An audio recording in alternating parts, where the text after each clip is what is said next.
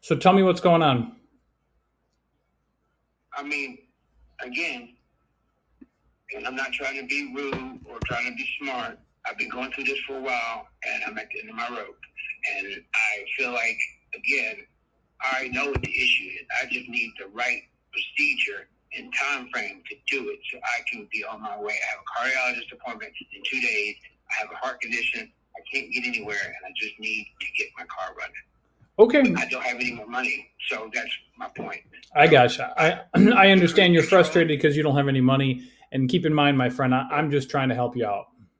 I understand. I'm just giving you a kind of little bit of background. You can understand my tone. I gotcha. The situation is, I got the car out of the shop. They put a new transmission in. Okay. Before I took the car to the shop, every last single thing on the vehicle worked. I made sure.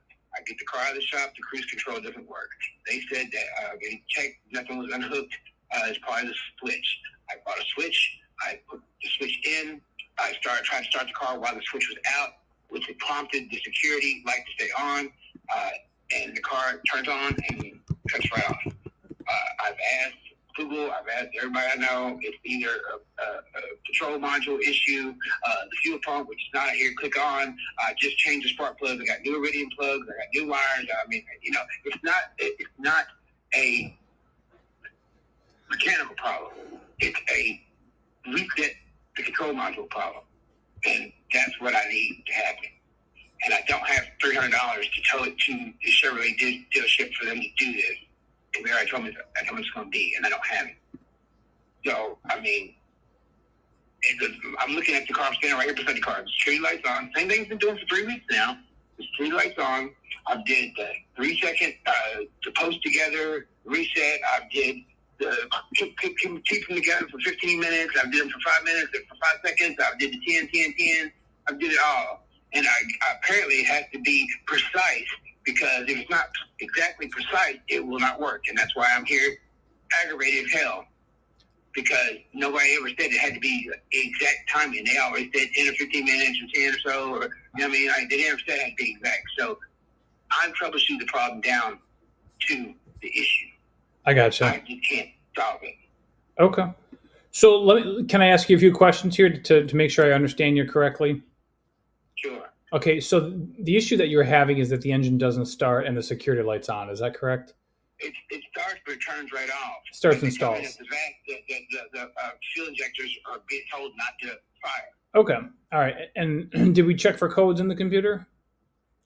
I got code reader, no codes. Okay, and the security light's on, solid, or flashing with the key on, correct? Solid.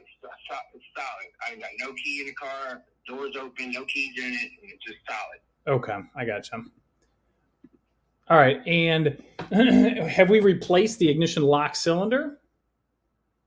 I made sure no. The only thing I changed was the multi-switch, the cruise control, the blinker, the high-low, that's all. Okay. I did make sure the connectors were connected. I tightened them. I took them off, tightened them, put them back on without the housing, and they're all connected perfectly. Okay, and I assume you went through the fuses, is that correct? I just went through all of them, and the hood and the underneath the dash. Okay, and your question to me is, what could be causing this? Is that correct? No, how to reset the control module to make the car understand it's not being stolen, it has a switch, and it needs to drive, because it starts and turns right off. Okay, so to answer your question, the reset that there is, you have already done it, based on what you're telling me. Maybe not correctly. Okay, so would you like to give me the reset that I'm familiar with? Yeah, I mean, like I said, I'm paying for the cost. Yeah, whatever that you suggest, I'll try it while you're here on the phone, and we can knock them out like that. Because again, I don't have $40 just to throw in the air and not have a solution. So, I mean, that's where I'm at with it. You know what I mean? Yeah, I gotcha. But here's the thing. Here's the thing. I know there's no guarantee. There's no business relationship between us. I understand that. But being on what I told you and being what I already know, I just need to know how to fix it without paying Chevrolet $300. Okay. Well, I'll do the best I can to help you out. How's that sound? Fair enough. That's all I can expect. Okay. So all money aside, right, whether it's $5 to fix or $5,000 to fix, all money aside, that's secondary to what needs to be done in order to get this car up and running, or this truck up and running, right? So the relearn procedure is the 10 minutes on, off 3 times in a row. Now I can send you a detailed reply that will kind of walk you through the step, and there's no reason we need to stay on the phone for this, but I can send that over, and we've had very good success going through this process, and I'm happy to give that to you here once we're done. But let me just explain real quick how the security system works. So the ignition lock cylinder has a PASSlock sensor inside of it, and it's hardwired to the body control module. So usually, based on my experience, if this 10-minute relearn procedure does not work, 9 times out of 10, this ignition lock cylinder will need to be replaced. Okay. Now you can check the wiring to make sure there's no wiring issue between the BCM and the ignition lock cylinder. And if that checks out okay and there's nothing wrong with the BCM, I would be willing to bet, I'm pretty confident that replacing this ignition lock cylinder housing with the PASSlock sensor will likely get you fixed. Once it's installed, you just got to do that relearn procedure again, and that will likely get you back up and going. Well, the thing is my key doesn't have, I know it has one built in, but it doesn't actually have a transponder in the key. So PASSlock? Nothing was ever, like I said, the truck worked perfectly fine until I changed the switch. So the multi-switch, not the ignition switch. I never changed the ignition switch because nothing was wrong with it. Right. I had three different non-factory keys. So I went back to the original key that I had, that I bought it with, and that's the key that I've been using.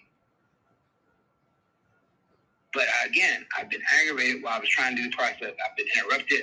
That's why I said there is a slight chance that I did not do it correctly.